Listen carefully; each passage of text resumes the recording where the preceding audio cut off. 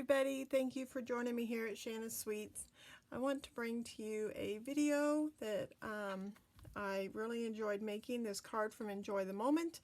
This is a different sort of floral set in the catalog, and I really think that it's unique in that it's got these more pod-like flowers. So it's really good for making masculine cards, and you don't have to be just masculine, but I do think that they're more universal. So if you're giving card sets to people, this is a great one to include that because I think it would fit most people's style. So let's get started with this some techniques I got going here. We're going to start by doing some background stamping, and we're going to stamp in crumb cake on crumb cake, so you get that tone on tone background stamping. And here it just doesn't really matter what you're doing, just kind of change it up.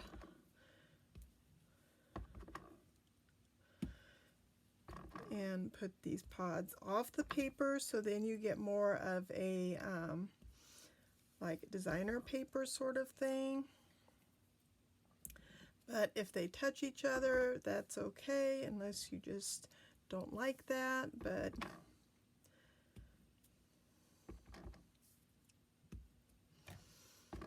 I'm just gonna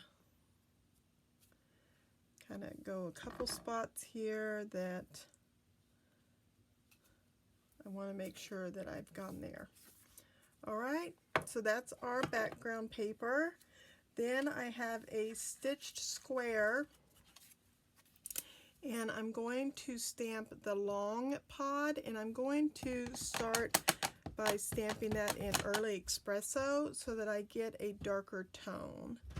So just kind of, I'm going to put it kind of centered in my square,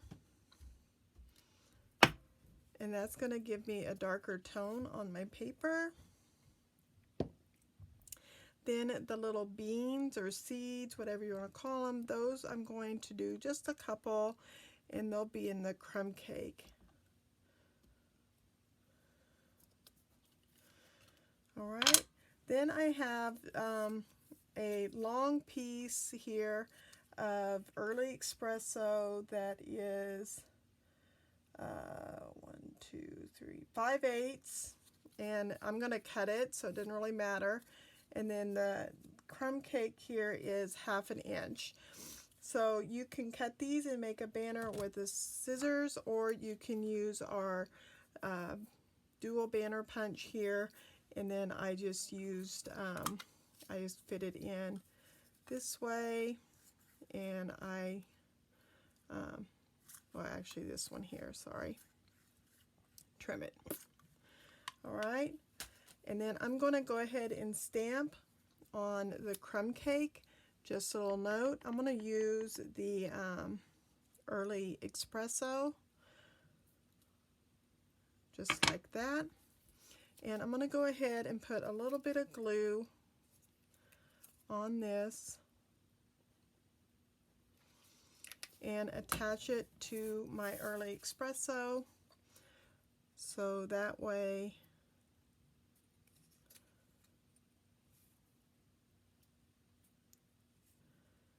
I have it together, and that's going to go on the front of our card. All right. So our card is an 8.5 by 5.5 of Early Expresso. And I have another crumb cake right here that is going to go on the inside. So you can, if you'd like, just to accent the inside of the card, you could put maybe another one of these little pods on the inside just to give it a little more accent. Now our background paper, before we put it down, we're going to take a piece of this Early Expresso leather fake leather suede, and I've put a buckle on it.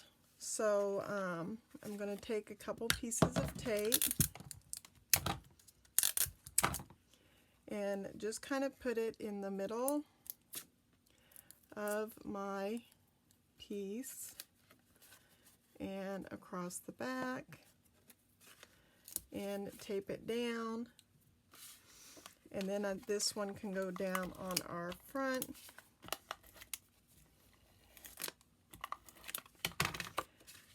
Just like that. And our crumb cake was 4 by 5 1/4, if I didn't say. And then I have a vellum doily, and that is going to go right here over our middle. And if I know where that's going, or if you want to put this, this is going to go on dimensionals. So if I want to go ahead and put my dimensionals on, I can put my vellum, since it's going to be kind of centered on that. Then if I put some glue on the back of my dimensional dots and that vellum within the square, then that can go down on my front, and I don't have to worry about any adhesive to the vellum itself. Then I'm going to go ahead and put dimensionals on the verbiage part of my sentiment, so that way I can decide how far into,